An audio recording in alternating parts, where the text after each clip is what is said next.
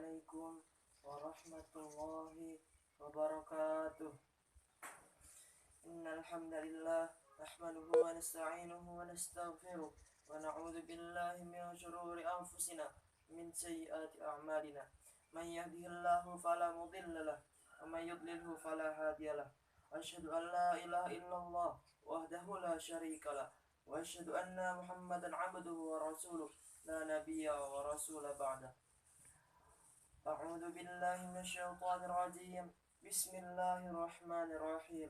Subhanalladzi asra bi'abdihi al-laila minal masjidil haram ilal masjidil aqsa alladzi barakna haulahu linuriyahu min ayatina innahu huwas samiul basir. Shadaqallahul adzim. Teman-teman sekalian, pada masa Rasulullah dahulu ada perjalanan yang sangat luar biasa, yaitu Isra dan Mi'raj. Isra adalah perjalanan Rasulullah dari Masjidil Haram ke Masjidil Aqsa, dan Mi'raj adalah perjalanan Rasulullah dari Masjidil Aqsa ke langit ketujuh dan dilanjutkan ke Sidratul Muntaha. Di antara sebab adanya Isra Mi'raj adalah untuk menghibur Rasulullah, karena pada tahun itu dinamakan tahun kesedihan. Dinamakan tahun kesedihan karena paman Rasulullah dan istri Rasulullah meninggal dunia. Dan saat Rasulullah ingin berdakwah di Taif, Rasulullah berharap orang-orang Taif menerima Rasulullah. Tetapi sampainya di Taif, Rasulullah malah dilempari batu sampai luka parah. Itu semakin membuat Rasulullah hampir putus asa. Sampai pada suatu malam, Rasulullah didatangi oleh malaikat Jibril, Mikail, dan Israfil. Lalu para malaikat tersebut membawa Rasulullah ke tepian sumur Zam-Zam. Setelah itu Jibril berkata, "Wahai Mikail, ambilkanlah bejana berisi air Zam-Zam agar aku bisa mencuci hati Rasulullah." Lalu Mikail membawakan air berisi air Zam-Zam. Kemudian malaikat Jibril membelah dada Rasulullah dan dikeluarkannya hati Rasulullah. Lalu dicuci hati Rasulullah dengan air Zam-Zam dan dimasukkan lagi ke dada Rasulullah. Dilapangkan dada Rasulullah dan didatangkan ke bejana berisi keimanan dan hikmah dan dipenuhi dada Rasulullah dengannya. Lalu ditutup dada Rasulullah.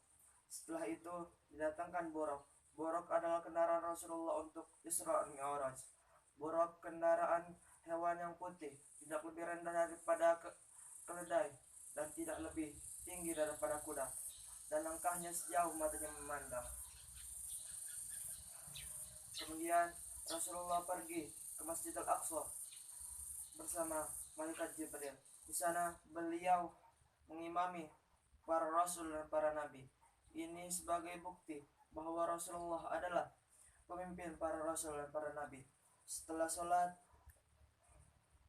Rasulullah keluar dari masjid dan Jibril menghampirinya dengan membawa dua bejana, yaitu satu bejana berisi air susu dan bejana kedua berisi khamar. Lalu Rasulullah memilih bejana berisi air susu. Jibril berkata, "Engkau telah memilih yang sesuai dengan fitrahmu." Lalu dimulailah Mi'raj. Rasulullah bersama malaikat Jibril pergi ke langit pertama. Di pintu langit pertama dikatakan, "Siapa engkau?" Jibril berkata, "Saya Jibril." Lalu dikatakan lagi, "Dan siapa yang bersamamu?" Jibril berkata, "Dia Muhammad." Dikatakan lagi, "Apakah dia telah diutus?" Jibril berkata, "Dia telah diutus." Lalu di langit pertama Rasulullah bertemu dengan Adam alaihissalam. Di sana beliau disambut dan didoakan kebaikan untuknya. Lalu Rasulullah naik lagi ke langit kedua. Di pintu langit kedua dikatakan lagi seperti yang dikatakan di langit pertama. Di langit kedua beliau bertemu dengan Nabi Isa dan dengan Nabi Yahya. Di sana beliau disambut dan didoakan kebaikan untuknya. Di langit ketiga beliau bertemu dengan Nabi Yusuf alaihissalam. Di sana beliau disambut dan didoakan kebaikan juga untuknya. Di langit keempat beliau bertemu dengan Nabi Idris. Beliau di sana disambut dan didoakan kebaikan untuknya. Di langit kelima, beliau bertemu dengan Nabi Harun. Di sana beliau disambut dan didoakan kebaikan untuknya. Di langit keenam, beliau bertemu dengan Nabi Musa. Di sana beliau didoakan kebaikan untuknya. Dan di langit ketujuh, beliau bertemu dengan Nabi Ibrahim yang sedang bersandar di Baitul Ma'mur. Setiap harinya masuk 70.000 malaikat yang tidak pernah kembali. Setelah itu Rasulullah bersama Nabi Ibrahim pergi ke Sidratul Muntaha. Di Sidratul Muntaha Rasulullah menerima perintah sholat 50 kali sehari semalam. Lalu Rasulullah turun dan di langit keenam Nabi bertemu dengan Nabi Musa, dan Nabi Musa bertanya, "Wahai Muhammad, apakah yang telah diperintahkan atas umatmu kepadamu?" Lalu Nabi Muhammad berkata, "Dia telah mewajibkan sholat 50 kali sehari semalam." Lalu Nabi Musa berkata, "Kembalilah kepada Tuhanmu, karena sungguhnya umatmu tidak akan sanggup untuk melaksanakannya. Karena aku sudah menguji Bani Israel." Lalu Nabi Muhammad naik lagi ke Sidratul Muntaha dan dikurangi 5 sholat. Lalu kembali lagi kepada Nabi Musa dan berkata, perintahnya dikurangi 5 sholat. Setelah itu Nabi Musa berkata, "Kembalilah kepada Tuhanmu, karena sungguhnya umatmu tidak akan sanggup untuk menjalankannya." Lalu begitulah terus bolak-balik Rasulullah dari Nabi Musa kepada Allah, sampai akhirnya Allah berfirman, "Wahai Muhammad, ini adalah 5 kali salat sehari semalam. Barang siapa yang mengerjakannya, maka dia dapat 10 kebaikan, maka semuanya 50 kebaikan. Dan barang siapa berniat mengerjakan keburukan tapi tidak mengerjakannya, maka dia tidak ditulis dosa ataupun keburukan baginya. Dan barang siapa yang mengerjakannya, maka dia ditulis 1 dosa untuknya." Lalu Rasulullah turun ke bumi. Setelah perjalanan Isra Mi'raj ini,